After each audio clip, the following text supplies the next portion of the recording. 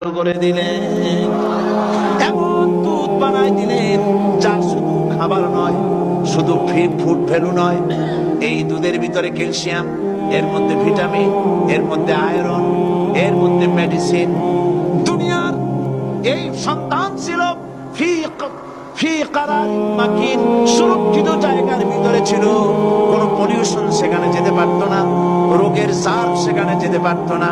দুনিয়ায় এলো দূষিত আবহাওয়ার ভিতরে, এই সন্তানকে এখনই অ্যান্টিবায়োটিক খাওয়ালে পরে অসুবিধা হবে।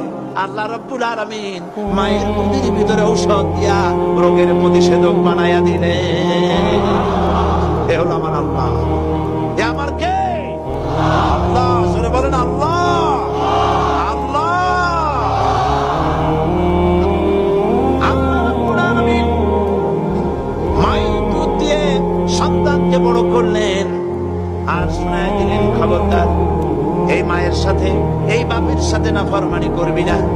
মা বাপের জন্য আমার কাছে দোয়া করবি, রব্বির হামহুমা কামা রাব্বায়ানি সাগীরা।